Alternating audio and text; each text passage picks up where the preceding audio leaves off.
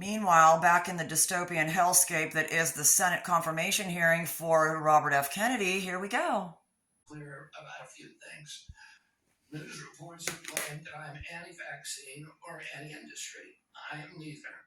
I am pro-safety.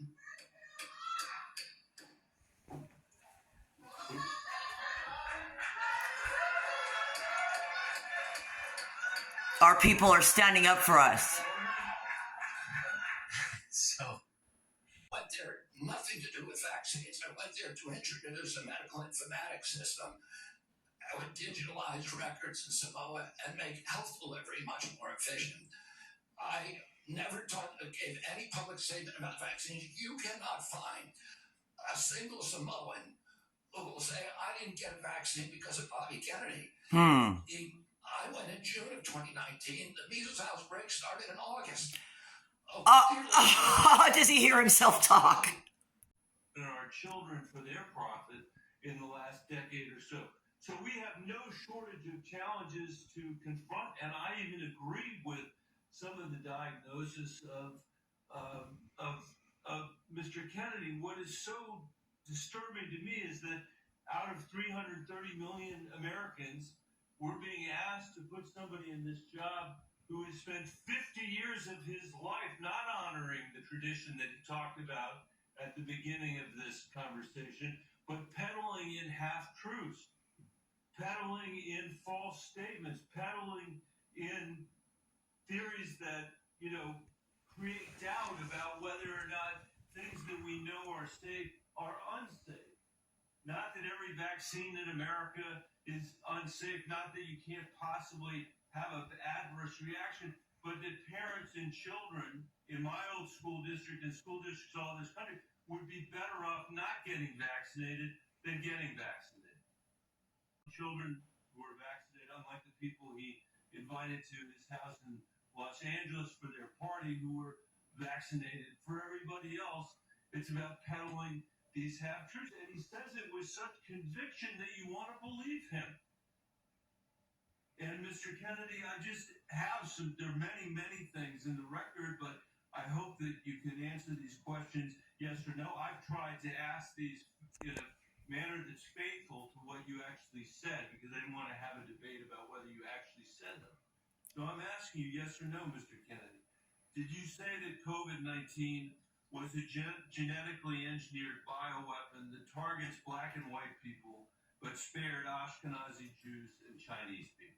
I didn't say it was deliberately targeted. I just quoted an NIH-funded... Backpedal. Did you say that it targets black and white people but spared Ashkenazi? I quoted a study, Your Honor. I quoted an NIH study that showed... I'll take that as yes. I have to move on. Did you say that Lyme disease is highly likely a materially engineered bioweapon? I made sure I put in the highly likely.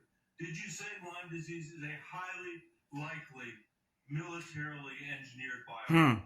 I probably did say that. Did you say that? Okay. I want all of our colleagues to hear it, Mr. Kennedy. It's not going well. I wanted to hear it. You said yes. Did you say that exposure to pesticides causes children to become transgender? No, I never said that. Okay, I have the record that I'm the chairman, and he can make his judgment about what you said. Did you write in your book, and it's undeniable that African AIDS is an entirely different disease from Western AIDS? Yes or no, Mr. Kennedy? I'm not sure if I can. To the chairman, Mr. It's in his Kennedy, book. And then my final question. Did you say on a podcast, and I quote, I wouldn't leave abortion to the states. My belief is we should leave it to the woman. We shouldn't have the government involved even if it's full term. Did you say that, Mr. Kennedy? Every abortion is a tragedy. Did you say it, Mr. Kennedy?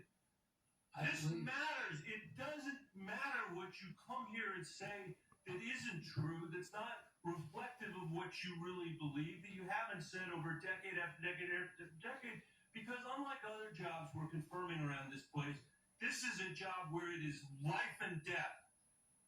For the kids that I used to work for in the Denver public schools, and for families all over this country that are suffering from living in the richest country in the world that can't deliver basic health care and basic mental health care to them. It's too important for the games that you're playing, Mr. Kennedy. And I hope my colleagues will say to the president, I have no influence over him.